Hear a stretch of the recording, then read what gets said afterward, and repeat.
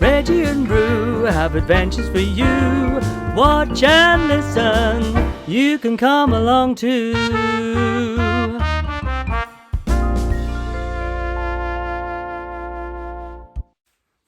Hi everyone, ready for today's story? Roo's ready, Reggie's ready. So here we are, we're now at chapter 14.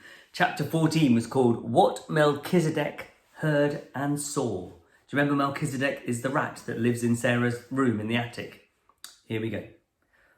On this very afternoon, while Sarah was out, a strange thing happened in the attic. Only Melchizedek saw and heard it, and he was so much alarmed and mystified that he scuttled back to his hole and hid there, and really quaked and trembled as he peeped out furtively and with great caution to watch what was going on. The attic had been very still all the day after Sarah had left in the early morning.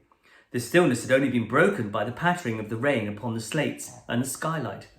Melchizedek had, in fact, found it rather dull, and when the rain ceased to patter and perfect silence reigned, he decided to come out and loiter around, though experience taught him that Sarah would not return for some time.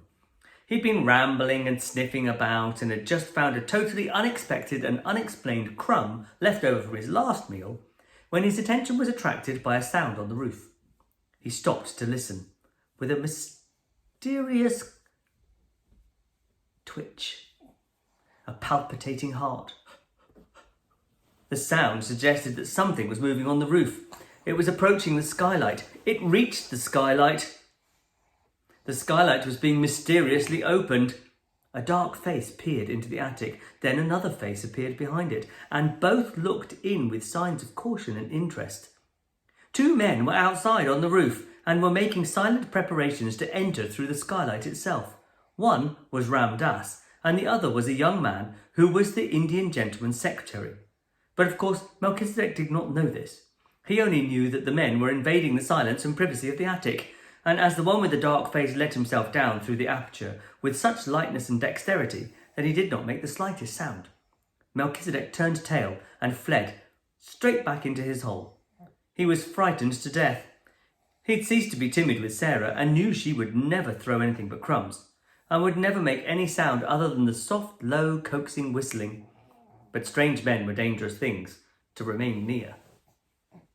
He lay close and flat near the entrance of his home, just managing to peep through the crack with a bright, alarmed eye.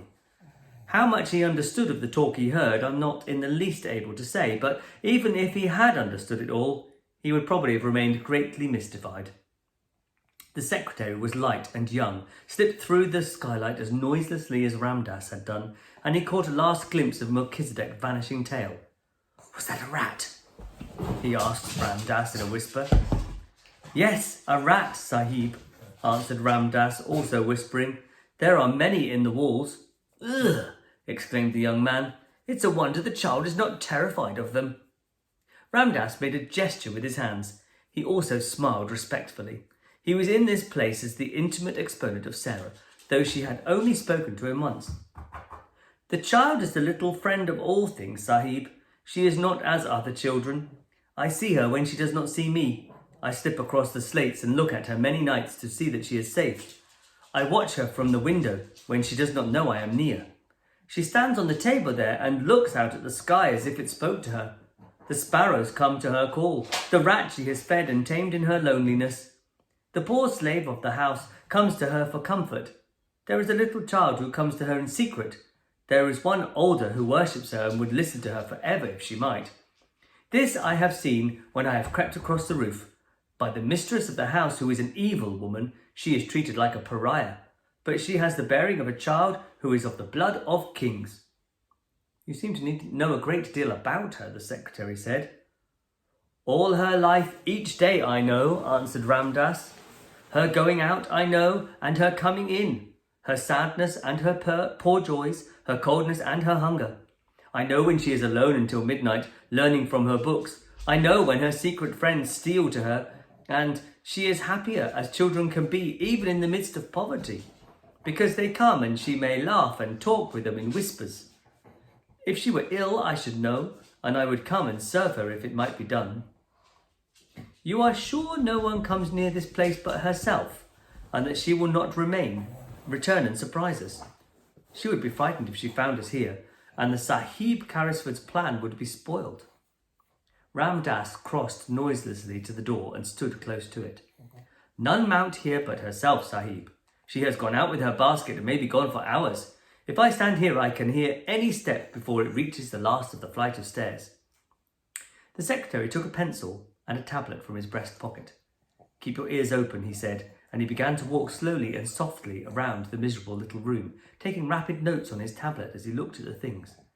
First he went to the narrow bed. He pressed his hand upon the mattress and uttered an exclamation. Oh, hard as stone, he said. That will have to be altered some day when she is out. A special journey can be made to bring it across. It cannot be done tonight. He lifted the covering and examined the thin pillow.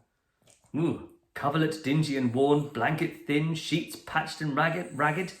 What a bed for a child to sleep in, and in a house which calls itself respectable. There has not been a fire in that grate for many a day, he said, glancing at the rusty fireplace. Never since I have seen it, said Ram Das. The mistress of the house is not one who remembers that another than herself may be cold. The secretary was writing quickly on his tablet. He looked up from it, tore off a leaf, and slipped it into his breast pocket. It is a strange way of doing the thing. Who planned it? Ram Das made a modestly apologetic gesture. It is true that the first thought was mine, Sahib. Though I was naught but a fancy, I am fond of this child. We are both lonely. It is her way to relate her visions to her secret friends. Being sad one night, I lay close to the open skylight and listened. The vision she related told that this miserable room might be if it had comforts in it. She seemed to see it as she talked, and she grew cheered and warmed as she spoke. Then she came to this fancy, and the next day, the Sahib being ill and wretched, I told him of the thing to amuse him. It seemed then but a dream, but it pleased the Sahib. To hear of the child's doings gave him entertainment. He became interested in her and asked questions. At last he began to please himself with the thought of making her visions a real thing. You think that it can be done while she sleeps? Suppose she awakened, suggested the secretary. And it was evident that whatsoever the plan referred to was, it had caught and pleased his fancy as well as the Sahib Carrisford's. I can move as if my feet were of velvet, Ram Das replied, and children sleep soundly, even the unhappy ones. I could have entered this room in the night many times, and without causing her to turn her pillow. If the other bearer passes to me the things through the window, I can do all and she will not stir. When she awakens, she will think a magician has been here. He smiled as if his heart warmed under his white robe, and the secretary smiled back at him. It would be like a story from the Arabian Nights, he said. Only an Oriental could have planned it. It does not belong to the London fogs. They did not remain very long, to the great relief of Melchizedek, who, as he probably did not comprehend their conversation, felt their movements and whispers ominous. The young secretary seemed interested in everything. He wrote down things about the floor and the fireplace, the broken footstool, the old table, the walls, which last he touched with his hand again and again, seeming much pleased when he found that a number of old nails had been driven in various places. You can hang things on them, he said. Ram Das smiled mysteriously. Yesterday when she was out, excuse you, Reg, I entered bringing with me small sharp nails which can be pressed into the wall without blows from a hammer. I placed many in the plaster where I may need them. They are ready. The Indian gentleman's secretary stood still and looked around as he thrust his tablets back into his pocket. I think I have made enough notes now. We can go. The Sahib Carrisford has a warm heart. It is 1,000 pities that he has not found the lost child. If he should find her, his strength would be restored. His God may lead her to him yet. Then they slipped through the skylight as noiselessly as they had entered.